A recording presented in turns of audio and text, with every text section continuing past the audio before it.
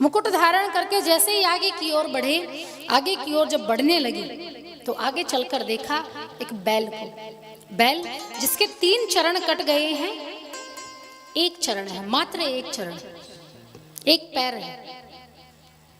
और जो बैल है ये साक्षात कौन है? धर्म है। और धर्म के 4 चरण होते हैं। इन 4 चरणों में दान, सोच, सत्य और तप। जब सतयुग था तो ये चारों चीजें थी, दान भी, सोच यानी पवित्रता, सत्य यानी सत्य, तप यानी तपस्या, ये चारों चीजें थी सतयुग में। सतयुग से जब त्रेता आया तो 3 चीजें रह गई, दान, सोच और तप। फिर आया द्वापर, द्वापर में फिर 2 चीजें रह गई, दान और सोच। और कलयुग में स्वच्छता यानी पवित्रता भी समाप्त हो गई, तो मात्र क्या रहा? दान। इसलिए आज के समय इस कलयुग में सबसे ज्यादा दान किया जाता है, और दान से ही व्यक्ति का उद्धार हो सकता है, क्योंकि किसी के पास कथा सुनने का इतना समय नहीं है, किसी के पास पुराण पढ़ने का, वेद पढ़ने का इतना समय नहीं है। एक दिन की छुट्टी कर ले तो 1 लाख का नुकसान है। 1 लाख का नुकसान कोई नहीं करना चाहेगा, सोचेगा 1 लाख का नुकसान हो, इससे अच्छा है 10वां हिस्सा दान कर दे। इसलिए कलयुग अच्छा है। इसमें जितना दान आदि किया जाएगा वो आपके इस कलयुग में आपको भवसागर से पार उतारने के लिए काफी है। तो ये धर्म है। धर्म को किसके माध्यम से बढ़ाया जा सकता है? केवल दान के माध्यम से। तो चौथे युग में दान। उसी के वहां बैल के पास ही एक गाय थी और उसका बछड़ा था, वो रुदन कर रहे थे। राजा परीक्षित पास गए, और वो गाय कोई और नहीं, पृथ्वी माता है। जब पृथ्वी पर कोई भी अत्याचार होता है तो यही गाय है, भगवान के पास जाती है, प्रार्थना करती कि हे प्रभु अब आप अवतरित होइए, अब आप इस धाम पर आइए, अवतार लीजिए। ये वही गाय है, रुदन कर रही है गाय, और उसका जो बच्चा है, पुत्र है, बछड़ा है, वो बार बार अपनी माँ को सांत्वना दे रहा है कि माँ तुम चिंता मत करो, बाल गोपाल जरूर आएंगे इस युग में भी। वही पास में एक काला कलूटा व्यक्ति है जो बार बार उस गाय पर अत्याचार करता है, धर्म पर अत्याचार करता है। राजा परीक्षित से देखा नहीं गया, तलवार निकाली और उस काले मनुष्य को मारने के लिए दौड़ा।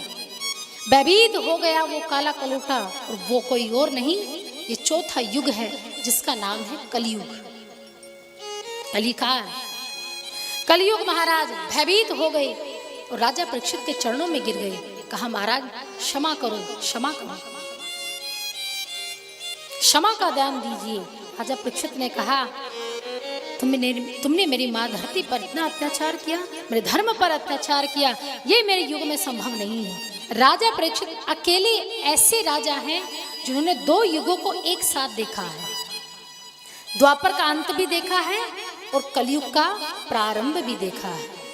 यानी 2 युगों को एक साथ राजा परीक्षित ने जोड़ा है। जाते जाते द्वापर को देखा और आते आते कलयुग को देखा कि तुम मेरे इस नगर में नहीं रह सकते। बोले महाराज ये पूरा साम्राज्य ही आपका है, मैं जाऊं तो जाऊं कहां?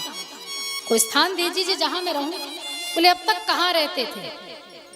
बोले कमरे तो खूब सारे मिले हैं पर अच्छे नहीं मिले हैं, कोई अच्छा सा कमरा दे दो जहां मैं रह सकूं। मेरे अंदर लाख अवगुण है, लाख दोष है, क्योंकि मैं कहां कहां रहता हूं।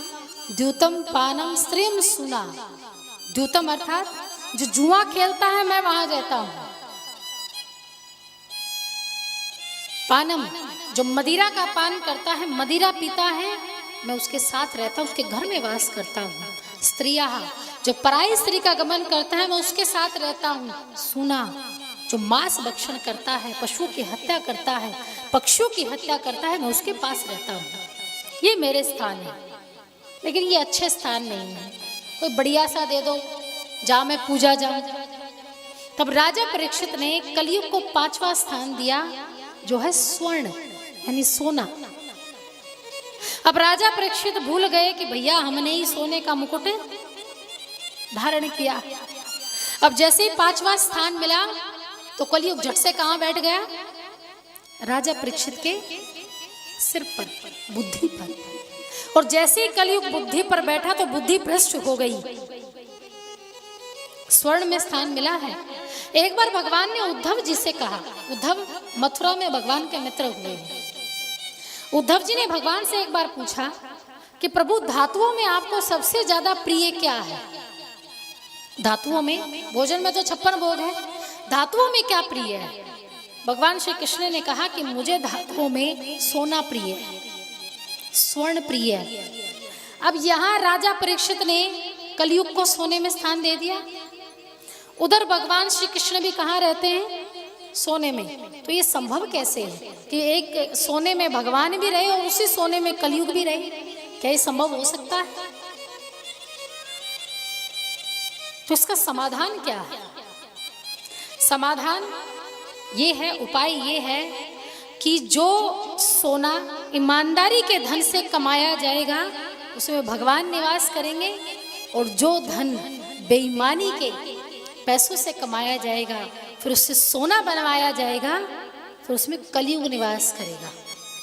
आपने एक कहावत सुनी होगी कि सोना पाया भी गलत होता है और खोया भी गलत। सुनी होगी ना?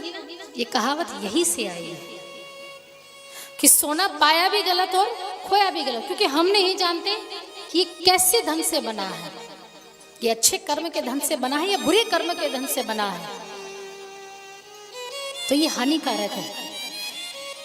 तो फिर अगर मिल भी जाए सोना, मान लीजिए बेईमानी से भी कमाया है, तो उसको शुद्ध कैसे किया जाए? तो खूब सारी संस्थाएं खुली हैं 2 नंबर का पैसा 1 नंबर में कन्वर्ट करने के लिए, है ना? गौशालाएं खुली, धर्मशालाएं खुली। किसी के पास 2 करोड़ हो तो 10% ले लो और 1 नंबर का कर दो। समाधान सारे हैं, सब समाधान। लेकिन एक इससे भी अच्छा समाधान क्या है? इससे भी अच्छा समाधान ये है कि अगर भले ही बेईमानी से कमाया है तो उसको एक बार भगवान पर निवेदित कर दो, भगवान को चढ़ा दो और वापिस लो तो प्रसाद समझ कर लो। क्या समझ कर लो? प्रसाद।